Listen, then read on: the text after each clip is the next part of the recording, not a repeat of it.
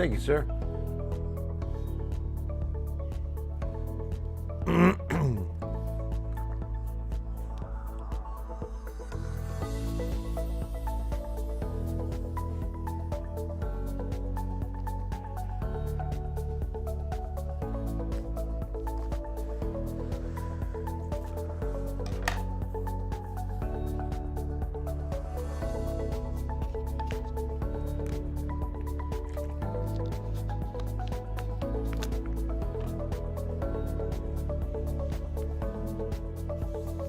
You know, I just want to know, should I wait for after the push? But then I start seeing the numbers go down a little bit, so, you know what I mean? Excuse me. Pardon me. Bill Taylor here, Ken's 5 Digital Center. Hope you're having a good one. I was just clearing the throat. That's what always happens if I drink a colder water. It just kind of affects the cords a little bit more. That's why I always try to drink room temp. That's a bit of a broadcasting thing. You don't want to drink cold water. Either hot or, you know, lukewarm is the best for your cords. All right, so what a day of thunderstorms. We're going to take a look at exactly how much fell, who got the most. The hail was pretty good sized in rural areas, thank goodness. Like when it did hit some more populated spots, it was mostly quarter-size hail. We didn't see any monster-size hailstones today, but you're looking at the last of the rain that was in the area around Kerrville. Some pretty good downpours flared up. It was about 6 p.m., 6:30, and it never turned severe. It produced a little bit of lightning and even shown some signs of a little bit of hail. Watch what I'll show you right in here. It was right, see that little dark spot on the county line, right about there. That's going to be a little hail indicator. But that was at 7 o'clock, and then I never really saw the cell. There's a little bit more right there. Do much more than that. There wasn't a whole lot of lightning with it, and it collapsed by, what was that, 8:30, 8:45, just about 15, 20 minutes ago, and it is now gone. So that was the last of it. But boy, what a day of rainfall. I want to put the drought map up because we can see, did the rain fall exactly where we need it to fall? Well, as far as the drought's concerned, very healthy rain where you can see some of the more severe drought. That's going to be that darker of the two brown shades. Moderate drought in almost that khaki color, then the brown color is going to be severe drought, the red extreme. And so not much in the extreme. I mean, maybe half to a full inch in most of those spots. The biggest rainfall totals were south of Highway 90 from Uvalde into San Antonio. I'll say southern Bexar County, really. So the best total was 4.2 south of Uvalde, 4 inches south of Hondo, same in northern Atascosa. Then you get to 1.5 inches in eastern Bexar County, south of Seguin as well. Hey, Becky. 23 Dodge, the hail bullet. Oh, nice. Yeah, right? Dodged it again. Hi, Terry. Appreciate you. Thank you so much. Hi, Solana. Can we order a cell to stand right over Canyon? Right? I wish it was that easy. So 1.5 inches in Karnes County, over 2 inches between Goliad and Victoria. They got a lot of rain too. So there was another good impulse. The second wave was between Laredo and Corpus Christi this afternoon. Always missing Kerrville, Rosa. I mean, it was that last little downpour between about 6 and 7:30, 8 o'clock, and that was it. Good rain. Sister and Lemming got marble-sized hail east of Poteet. Boy, Poteet got hit hard. There could have been a small tornado there. We definitely had gate-to-gate shear about mid-morning in Poteet. Dangerous situation. Winds were probably 70 to 80 miles per hour. Vince, yes, there is. By Wednesday night into Thursday. That's going to be the best chance this week. Hello, Tamina. Oh, we got a video of the rain. All right, awesome. Thank you, Tony and Tamina. Appreciate it. Hey, Mimi, what's going on? Hey, Don, shout out right back to you, brother. Hope everything's going well. So let's take a look at radar, show you where the rain is tonight. There's that second wave. You know, we expected a second wave, and it materialized south between Laredo and Corpus Christi. Some pretty good hail. There were several warnings issued along that line as well. But now tonight, the action is all in Louisiana. Those showers are beginning to come to an end. The heavier storms into New Orleans, collapsing in southeast Louisiana. But a lot of flood warnings right across the central part of the state. That's going to be almost Baton Rouge, around Lafayette, up to Alexandria, or as they call it, Alex City. Now the atmosphere stabilizing a bit. The best way to look at that is going to be water vapor. Let's see what we've got. Choctaw, what's up, Brian? Lucked out today. Nice. May the odds forever be in your favor. Our store almost caught fire because of a small branch hit a power line in the back of the store, Texas thrift store on Ingram. Wow, Jason, glad that didn't catch fire.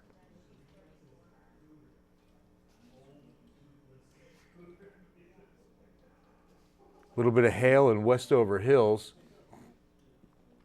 Now you can see all the mid and upper level moisture, that water vapor showing you a good dry atmosphere in the wake of this outflow, this trough. Really, it was more of like a shortwave disturbance, like an upper level shortwave disturbance that ignited these two lines. Tomorrow will, Maria. It's going to be a nice Tuesday. Hey, Sandy, how are you? What did Schertz area get? Anything measurable? Let's take a look. It wasn't in the 1-inch totals, but I can show you that Schertz, East Bexar County, there was really southeast Bexar County got the most, but boy, it was close to 1.5 inches. I would say Schertz, which is a little farther north up here, about 1/2 inch. About 1/2 inch for Schertz, and we'll keep that in there. Students always check your forecast. Oh, that's awesome. Thank you so much. Who's that?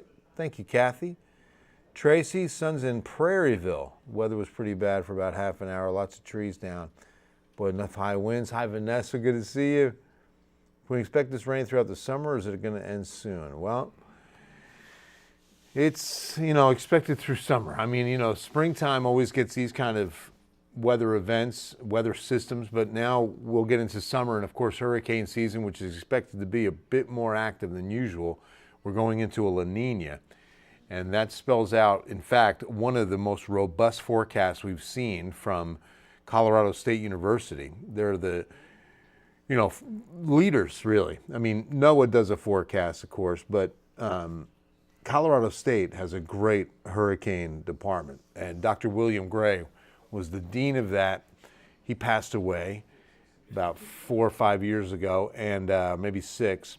And now Philip, I can't think of his last name, starts with a K, took it over, and he's going with like 23 named storms, like 16 hurricanes, and about 7 of those major. I mean, it was a very robust forecast this year, one of the most I've seen. Hot, yes. Next couple days, 90s. So we're done with the rain for a little while. But by Wednesday night and Thursday, let me show you what's going on. We're going to get a nice little break in the humidity overnight tonight, Tuesday, less humid. It'll feel good. In fact, that should be reading 50, but see, by Tuesday into Wednesday, we're already back into the lower 60s. So I can show you that, in fact, spiking on Thursday with good tropical air in place. Look what happens tomorrow. We'll get down, mid 50s is the lowest it gets, and then we're right back into the 60s by nightfall. So it is a short break. 60 is always that threshold of where you feel humidity. So we'll feel humidity as soon as we get to tomorrow evening again.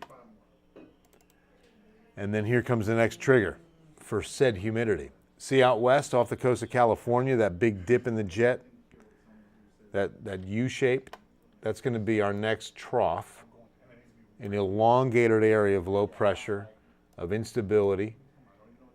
So as that digs in, see how it's digging in out over El Paso, and so that amplifies that southwest flow, and we get a good exit region of that low pressure area. And so air parcels are moving faster. We get a lot of instability. That's just going to be upper level winds cranking. And we're going to get a little embedded disturbances within that.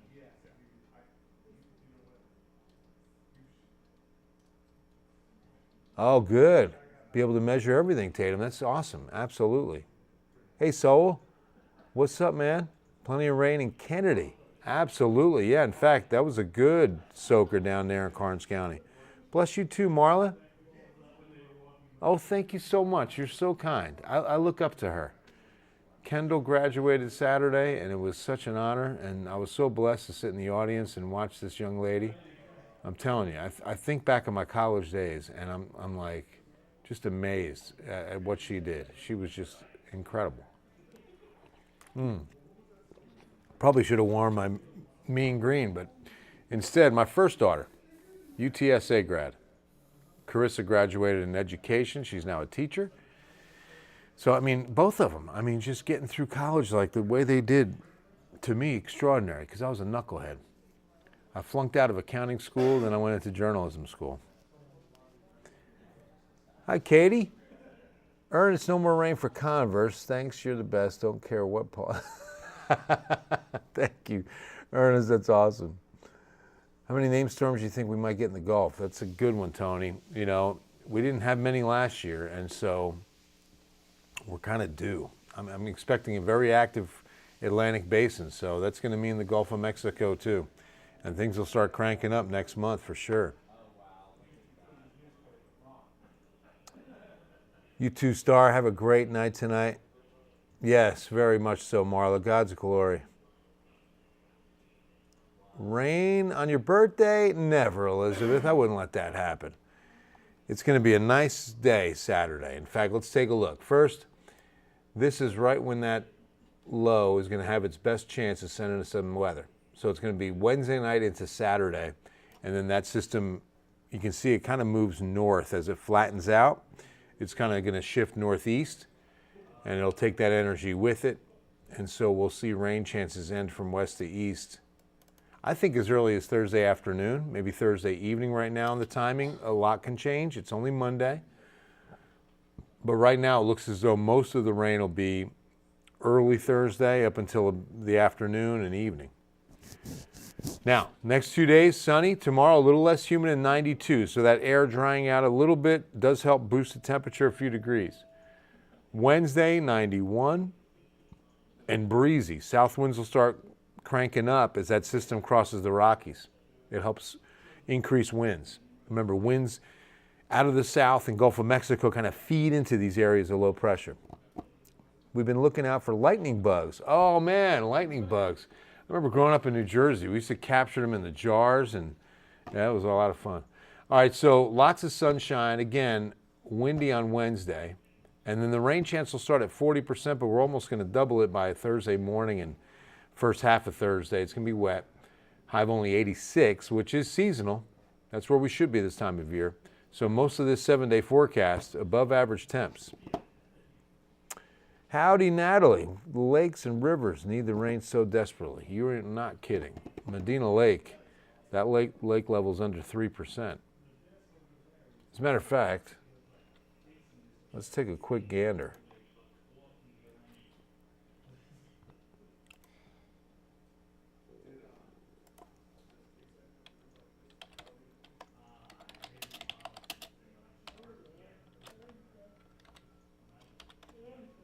Oh.